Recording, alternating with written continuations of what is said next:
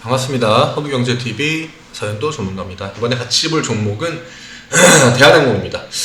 대한항공에 관련된 뉴스가 최근에 아무래도 이 시장 자체가 굉장히 이 하락의 강도를 계속적으로 높여가고 있기 때문에 어떠한 호재성 뉴스보다는 대부분의 뉘앙스가 이제 안 좋은 뉴스들로 대부분 도배가 되어 있습니다. 이 뉴스를 검색했을 때 어떤 종목을 검색하든.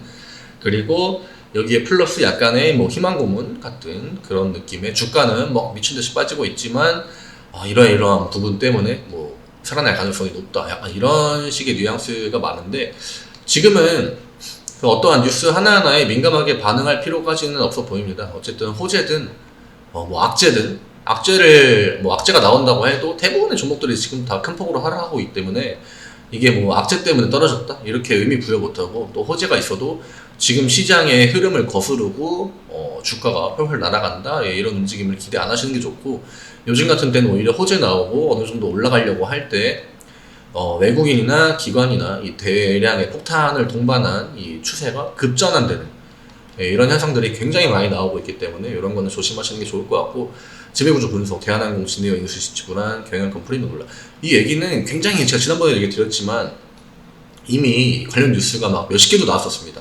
몇십 개도 나왔었고, 그리고 이제 이거에 대해서 어떠한 부담, 너무 비싸게 돈을 준 거 아니냐 이런 식으로 얘기가 나오는데, 그때는 이 대부분의 증권사 리포트들이 다 이제 이런 것들은 몇 개 없는데 다 긍정적으로 해석을 했거든요. 긍정적으로 해석을 했는데, 이제 와가지고 또 주가 빠지고 하니까 또 부정적인 의견을 막 제시하죠. 이런 건 결과론적인 이야기입니다. 그리고 이날 저희 봤죠? 이 뉴스 나왔을 때 이 주가 많이 올랐습니다. 이런 식으로. 그래서 시장에서 반응하는 대로 해석하면 됩니다. 얘네들이 아무리 이렇게 얘기를 해도, 이 연구소장이 누군지 모르겠지만 진짜 돈을 갖고 이 대한항공 주식의 가격을 결정하는 사람들이 호재로 생각하고 매수해가지고 주가를 끌어올렸는데, 그쵸? 그러면은 이거는 나중에 그 호재가 될 수도 있고 악재가 될 수도 있겠지만, 어쨌든 간에 시장에서 호재로 한번 반응한 거는 악재로 이 해석이 돼도 그렇게 주가에 큰 영향은 없다. 진짜 나중에 진에어가 경영적으로 문제가 생겨가지고 진에어에 무슨 사고 같은 일이 생기지 않으면은 아마 영향은 크게 없을 겁니다. 하늘길 열렸지만 항공주 날개 우편에, 지금 항공주만 날개 우편인 게 아니라 항공주는 날아가야 되는데 이 시장이 항공주 날개를 꺾어버리고 있다, 이렇게 생각하셔야 되고, 지금 유가도 이 보통 경기 침체 사이클이 시작되면은 유가 같은 게 보통 내려가기 시작하는데, 결국 대한항공은 경기 침체가 물론 이 해외여행 수요를 좀 줄일 수는 있겠죠. 줄일 수는 있겠지만 그래도 항공 화물 실적을 잘 유지해야 되는데, 이것도 사실 경기 침체가 오면 영향을 받는 건 맞습니다. 영향을 받는 건 맞기 때문에 최대한 이 실적을 좀 지금 비슷한 선에서 유지해주면서, 그동안의 국제선 노선들은 어쨌든 간에 회복이 될 거거든요. 이 코로나 이슈가 다 마무리되어 가기 때문에. 그래서 나중에 아마 올라갈 때 조금 더 빠른 속도로 올라갈 수 있는 더 좋은 여건이 마련되지 않을까. 지금 당장 저점이 어디인지 속단하는 거는 저는 아직은 좀 섣부른 판단인 것 같고, 대한항공 주가 한번 보겠습니다.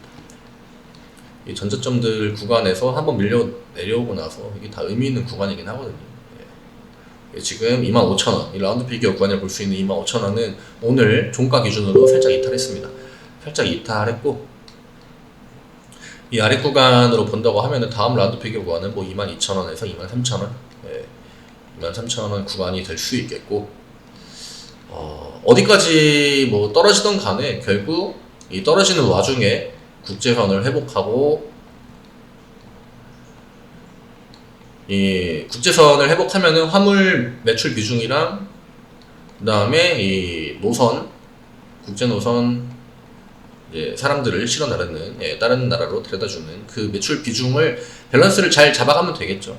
그렇게 해서 사업 정상화가 이 주가가 약세를 보이는 구간에 어느 정도 그 성과를 보여준다고 하면은 추후에 이 자기 평가대로 이제 받을 수 있는 그 날이 오지 않겠습니까? 물론 시장의 유동성은 적기 때문에 이전과 같은 진짜 똑같은 이 주가 평가를 받지는 못할 수도 있겠습니다만 그래도 반등할 때 힘이 좀 괜찮지 않을까? 저는 이렇게 장기적으로, 진짜 장기적으로는 이렇게 보고 있습니다. 예.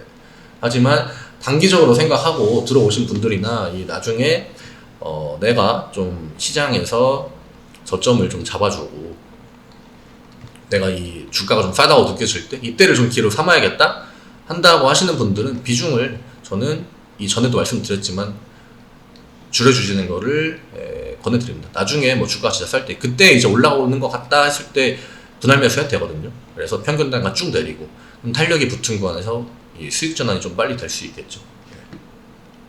오늘의 수급을 한번 볼까요?